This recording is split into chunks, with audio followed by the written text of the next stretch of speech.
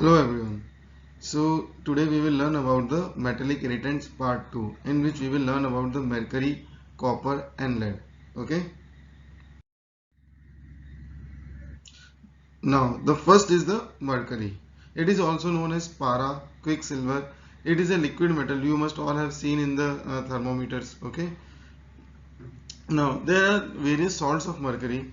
There are inorganic and organic salts of mercury. Okay. In inorganic salts, we have two type of mercuric salts. The first is the bivalent, where the mercury atom is bivalent. Okay. The first is mercury chloride, also known as corrosive sublimate. It is a white colored crystalline powder. Okay. The second is mercury oxide. It is a brick red crystalline powder. And the third, mercuric sulfide, also known as vermilion or sindoor. Now in mercurous we have monovalent, that is mercury has only one atom. Okay.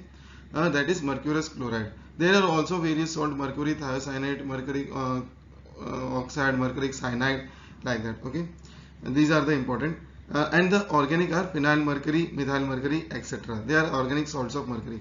Now the most important point to note is that organic salts of mercury are most poisonous, followed by mercuric salts and then mercurous salts. Okay. Now we have some images of, this is the image of mercury metal. This is image of mercuric oxide. Okay, it is a brick red crystalline powder. This is an image of sindoor, also known as vermilion, also known as mercuric sulfide. Okay, and this is mercury chloride. Now we will learn about the mechanism of action of mercury poisoning. Okay, the mercury binds with the sulfhydryl group like all other metals. It binds with sulfhydryl group and also binds with enzyme, proteins, nucleic acid, and it interferes with cellular transport function, and it also get deposited in the kidney causing renal tubular damage. Okay. Now the fatal dose is 1 to 2 gram of mercury chloride and the fatal period is 3 to 5 days. Now we will learn about the clinical features of acute poisoning of mercury. The first is, if it is inhaled, if the vapors of mercury are inhaled, then it causes flu-like symptoms.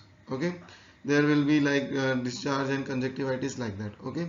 Now, if it is ingested, then there are two phases. In the first phase, there is general burning pain in throat and like that, nausea, vomiting, diarrhea. Okay, but if the patient survives the first phase, then in the second phase we will have glossitis, ulcerative gingivitis, necrosis of jaw, and finally membranous colitis, like that. Okay. And in the, if it is injected, it causes abscess formation with ulceration, and if it is given IV, it causes mercurialism, which is characterized by thrombophlebitis, granuloma formation and pulmonary embolism. Okay, so these are the clinical features of acute poisoning. Now we will learn about the clinical features of chronic poisoning of mercury, which is also known as hydrargyrism. Okay, the clinical features generally involve the salivation, anorexia, anemia. Okay, but there is usually a triad of gingivitis, stomatitis, and salivation with tremors and neuropsychiatric changes. Now the tremors which involve are, they are Danbury tremors, which are called as which is due to found in Danbury town first. Okay, they firstly begins in hand, then they progress to lips, tongue, and finally involves arms and legs. The tremors are coarse and they are interspersed by jerky movements. Okay. Now the severe condition, the advanced condition of the Danbury tremors are called as Hatter's shake or glass blower shake, in which the patient is unable to write. Okay, he cannot dress himself properly and he cannot walk properly. They are called as Hatter's shake or glass blower shake because they are mainly found in the industry, in the hat industry and the glass blowing industry. And the most severe condition of these tremors are known as concussio mercurialis, in which the patient cannot do any activity. Okay, there is no activity is possible in concussio mercurialis. Now, there is a condition called as mercurial erethism, which is a cluster of psychiatric manifestations such as loss of confidence, irritability, severe depressive psychosis or maniac depressive psychosis, and many more personality changes. Okay, this condition is called as Mad Hatter syndrome. Okay, it is seen in chronic poisoning in mercury persons working in glass blowing industry and hat industries. Now we have another syndrome related to mercury poisoning, which is mercurial lentis. It is due to continuous exposure to vapors of mercury to eye. Okay, there is deposition of mercury or anterior lens capsule through cornea. Okay, this is brownish color deposit, and which is also seen on slit examination, which yields a brown reflex of anterior lens capsule. Okay. Now, there is another disease called as acrodynia, which is seen in children. Okay, it is caused by chronic exposure to mercury in any form. It is a idiosyncratic hypersensitivity reaction, which is usually seen in children. There is 5 P's in children, which is the hand and feet become pinkish, painful, puffy, paresthesia with peeling of skin. Okay, this is called as acrodynia or pink disease, or also known as Swift disease. Now, another you have also heard in your school books, like Minamata disease, also known as Hunter-Russell syndrome, which was due to organic mercurial poisoning due to eating of fish poisoned by mercury. It occurred in Japan in 1956. Okay, now we will discuss about the treatment of mercury poisoning. Okay, the first we have to remove the patient from the exposure. Okay, the demulcents can be given. The important is the chelation therapy. Okay, now the first is the British anti-Leucide. It is given 100 milligram IM 4th hourly for 2 days, then followed by 100 milligram thrice a day for 8 to 10 days. Another thing which can be used is another chelating agent which is used is D-penicillamine, which is given 25 to 40 milligram per kilogram per day. It is given until urine mercury levels are less than 5 microgram per liter. And the third is the DMPA or DMPS, which is given as 30 milligram per kilogram per day orally for 5 days, and it is followed by then 20 milligram per day for 14 days. In case of organic mercurial poisoning, chelation therapy is not much useful. Okay. Now we will learn about copper poisoning. It is a normal constituent of body. Okay. It is usually excreted in urine. Now, there are types of copper salts, like one is copper sulfate, which is also known as butyl. The fatal dose of copper sulfate is 30 gram. And another salt of copper is copper subacetate.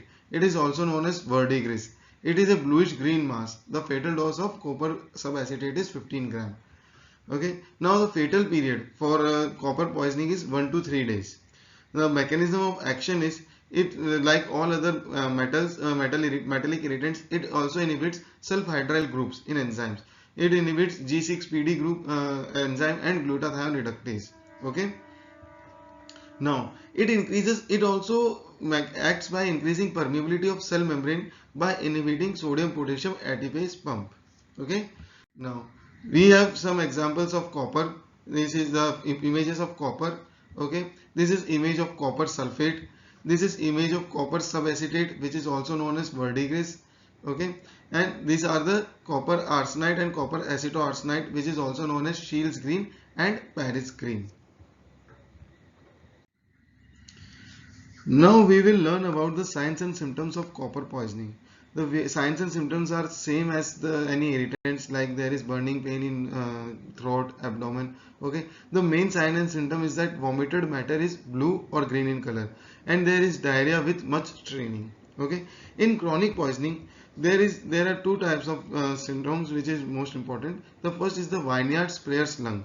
It is due to spraying of Bordeaux mixture, which is sprayed in the vineyards. Okay, it is a mixture of copper sulfate with lime.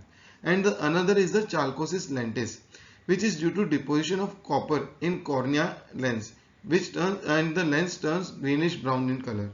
Okay, so these are the two main symptoms of chronic poisoning. Now for treatment, the basic treatment is done like demulcents is given and all that, but the main antidote is stomach wash should be done with potassium ferrocyanide, which converts the copper into cupric ferrocyanide, which is insoluble. Okay, so this is the antidote. So this is all about copper poisoning. Now we will learn about the lead poisoning. Okay, the various salts of lead are lead acetate, lead carbonate, also known as safeda, lead chromate, lead monoxide, known as litharge, or lead tetroxide. Okay. Now the mechanism of action is that it interferes with the enzymes necessary for heme synthesis and cytochrome production. It also interferes with the oxidative phosphorylation, okay, and promotes apoptosis. Now the fatal dose is the lead acetate for fatal dose is 20 gram and for lead carbonate it is 40 gram. Now fatal period is 1 to 2 days. Now acute poisoning, it is very rare, okay. The signs and symptoms are same as the irritants, and also cerebellar ataxia, it is commonly seen in children in acute poisoning, okay. Now these are the various images of lead, okay. This is the image of lead tetroxide, also known as sindoor or vermilion, and this is the image of lead monoxide, which is known as litharge, okay. Now we will learn about the signs and symptoms of chronic lead poisoning, which is also known as plumbism or saturnism. Okay, this poisoning, it occurs, chronic poisoning occurs due to inhalation of fumes or inhalation of lead dust. Okay, it also occurs due to increased lead concentration in drinking water, which is also due to the children licking toys. Okay, now the earliest and the most consistent sign is the facial pallor around the mouth, okay. It is due to the vasospasm.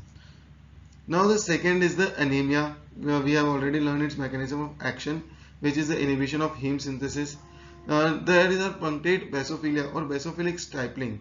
These are the present in the RBCs, which is due to inhibition of 5-pyrimidine nucleotidase, okay. There is defective RNA ribosomes which are deposited. Eosinophilia is also seen, which is more common than basophilic stippling. And there are Bertollian line, also known as lead line. It is seen on gums, okay. This is due to formation of lead sulfide due to food stored in the mouth, okay. It is also seen in many heavy metal poisoning like mercury, silver, copper, okay. There is colic of intestine, uterus, ureter and blood vessels. There lead palsy due to damage of nerves. Wrist drop is seen due to damage of radial nerve. Foot drop is seen due to damage of common peroneal nerve. And there is also lead encephalopathy, which is common in children. And the other symptoms include amenorrhea, dysmenorrhea, okay. So these are the signs and symptoms of chronic poisoning, also known as plumbism or saturnism. Now we will learn about the diagnosis, how it is diagnosed. On X-ray, there is increased radio-opaque at the metaphysis of long bones and also along the margins of iliac crest, and erythrocyte protoporphyrin, which is also assayed as zinc protoporphyrin, it is usually below 35 microgram per liter, and porphyrinuria is seen. The urine levels in the range of 0.15 to 0.3 milligram per liter is diagnostic of lead poisoning, okay. Now the treatment part. In treatment part, we have used the chelation therapy, British anti-Lewisite is used, BAL is used, calcium sodium ADT is used, and DMSA succimer is used, which is more effective and less toxic. Thank you.